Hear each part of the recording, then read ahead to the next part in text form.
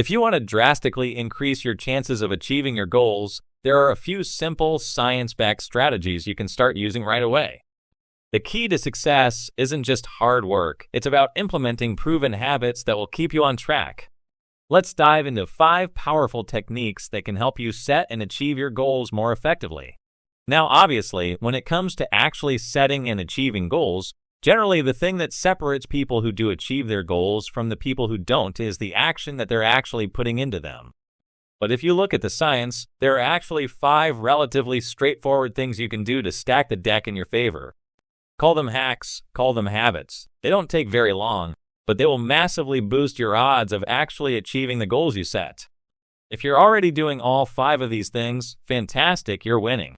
If you're not doing some or any of these 5 things, then you've got some very easy wins that you can apply pretty much as soon as you finish watching this video. Let's jump right into strategy number 1. I want to start with a clip from a guy called Jim Rohn. Now, Jim Rohn was a multi-millionaire success coach in the US, but at age 25, he was completely broke. He managed to get mentored by this business tycoon named Mr. Cha, and here's what Jim says about an encounter with Mr. Cha that completely changed his life. Not long after I met Mr. Shoaff, we're having breakfast one morning. Mr. Shoaff said, "Mr. Rohn, now that we've gotten acquainted, we know each other fairly well," he said, "maybe one of the best ways I can help you," he said, "let me see your current list of goals. Let's go over them and talk about it." And I said, "What? I don't have a list." He said, "Well, Mr. Rohn, if you don't have a list of your goals," he said, "I can guess your bank balance within a few $100s, which he did. And that got my attention. I said, "You mean my bank balance would change if I had a list of goals?" He said, "Drastically."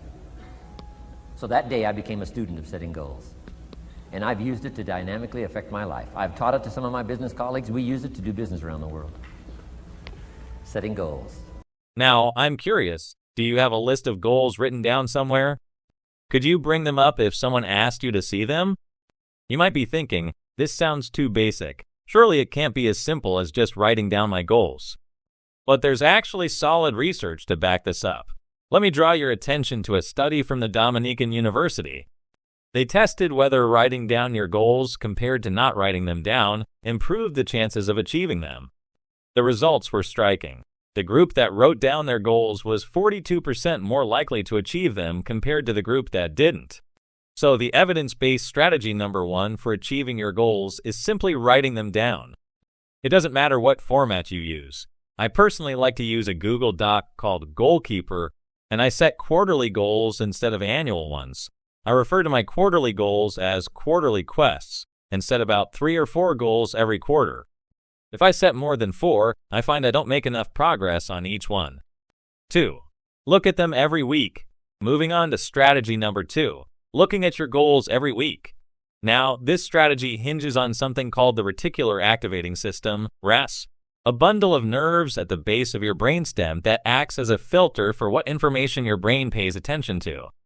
Essentially, your brain filters out irrelevant information and helps you focus on what matters most to you.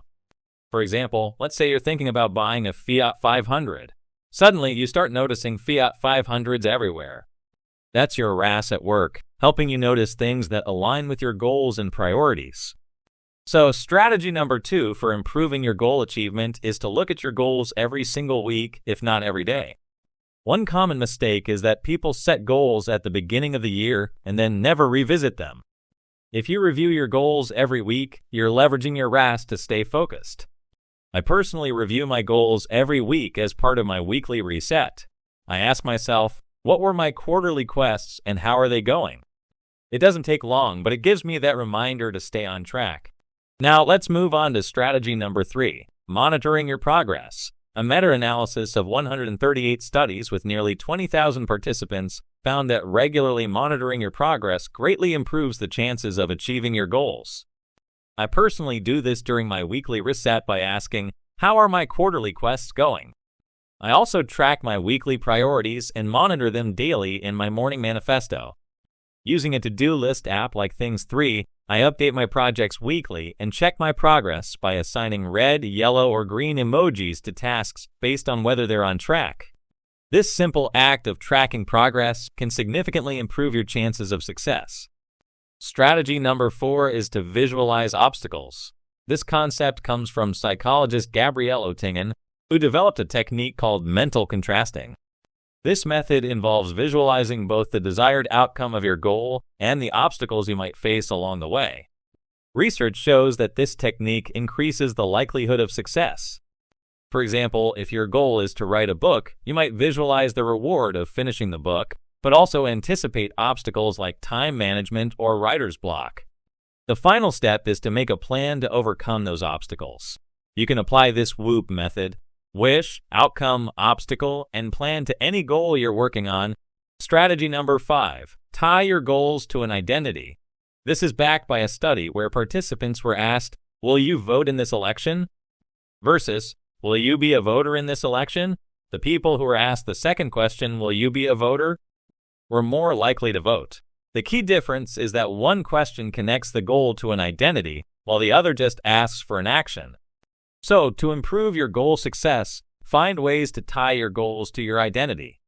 For example, instead of just setting a goal to exercise more, tie it to the identity of being a healthy person. When I started identifying as a YouTuber, it helped me stay consistent.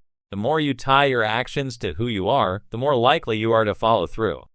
By incorporating these 5 strategies, writing your goals down, reviewing them regularly, monitoring progress, visualizing obstacles, and connecting goals to your identity, you can drastically improve your chances of achieving the things that matter most to you.